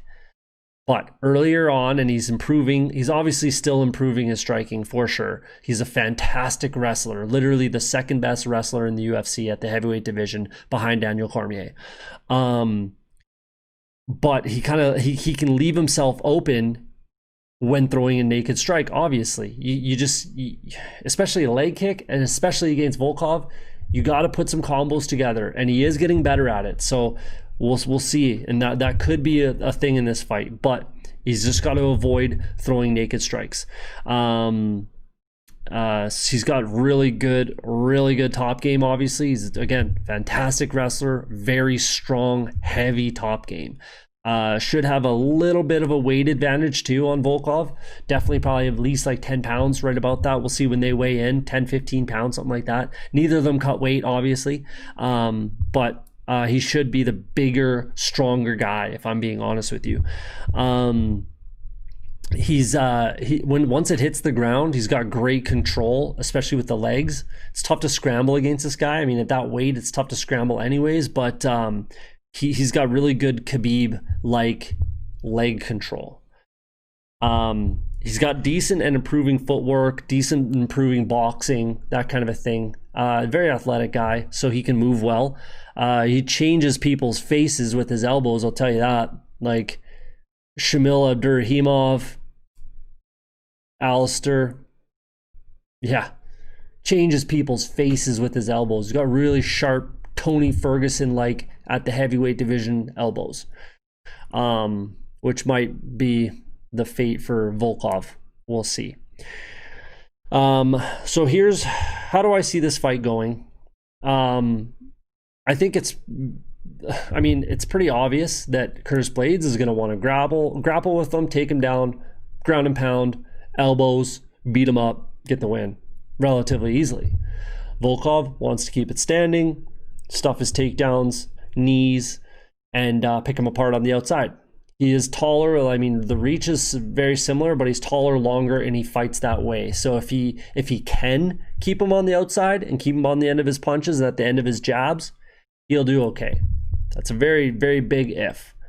What Blaydes needs to be careful of is when he does shoot, which he will, he's got to watch the knee from Volkov. Volkov has a really good, quick knee that he's thrown in a lot of his fights. So if he can time Blaydes, watch out. What I would do if I'm Blaydes is I would strike with him for a bit and see if you can catch him, because he did well against JDS. He did well, and he's improving, and I'm sure he's improved since then. We're 6 months since his last fight, so all he's doing is improving his striking, I'm sure, and his jiu-jitsu, I'm sure, but his wrestling is fine. Like, he doesn't need to be like power drilling wrestling over here. So I think and especially when you're preparing for Volkov, right? So I think, yeah, just watch the naked strikes and watch the knees on the entry. You know, you might be better off pressuring him up against the cage with some good footwork and some decent hands and pop out that jab on him, because he is flat-footed. So you could catch him with a power double leg for sure. He's flat-footed a lot, so Blaydes could just catch him with a power double. But it might be safer to pressure him up against the fence and then shoot from there. It's a small cage, right? It's a small cage, so if he can pressure him and get him behind that black line, the black octagon, you know, if you can get him behind that, shoot. You know, get him up against the cage, take him down. I honestly just think it's only a matter of time. I'm picking Curtis Blaydes, absolutely. I really, really like Curtis Blaydes. He beats everybody not named Francis Ngannou, which kind of sucks for him, because you could make a case that he's absolutely ready for the title. Absolutely ready for a title shot. But obviously you can't do that with Francis Ngannou there, you know, who's knocked him out twice. So... and he's beaten everyone else, basically. It's really a weird situation that the heavyweight division's in, because you got DC and Stipe. That's happening. That's already been announced. It's happening. Their trilogy fight, which is going to be fantastic. But if DC wins, he probably retires unless they figure out some sort of John Jones thing at the heavyweight division, or think about that. But either way, he might retire, and then the only let's say DC wins, then you have to do Blaydes Stipe, you know, and then maybe Francis and DC if DC wants to do that and not retire, or John Jones is in the mix. There's all kinds of other things, but it just sucks for Curtis Blaydes because he's sitting there and he's kind of the odd man out just because he's got two losses to Francis Ngannou, and he's always going to be ahead of him in the pecking order unless he loses, which it's pretty tough to beat Francis Ngannou right now. So it's an interesting position that they're in. 1.25 on the money line, 1.57 for a submission or a finish. You might as well take it. Like, to be honest with you, you might as well take the finish money over the money line. It's a 5-round fight, so with the size of the cage and the power and all the tools that Curtis Blaydes has, I don't see this going to a decision. You know, look at the decision money compared to the money line money just for Blaydes, and then 9-1 for Volkov. Pretty unlikely. 1.28 for it to not go the distance. Yeah, might as well. Like, if you don't feel super comfortable in either guy winning or something like that, take it to finish inside the distance. Take the 1.28, throw it in a parlay. Round betting, sketchy. Super sketchy. It's hard to find value there, to be honest with you. It's hard to find value in any of those rounds. Unless you see a super quick finish. Under 2.5. I was going to round bet this under 3.5. But that number kind of scares me. Yeah. So I don't know if I don't think I round bet at all. Check my bet slips, but I think you're pretty safe taking Curtis Blaydes 1.25 in the money line, or 1.57 for a finish, or it to not go the distance. Any of those are solid bets. I'm picking Curtis Blaydes. I'll be betting on Curtis Blaydes probably in every parlay I make. Again, check my bet slips. So there you go. Hope you enjoyed it. There's your breakdown and predictions for the fights. UFC on ESPN 11, Blaydes versus Volkov.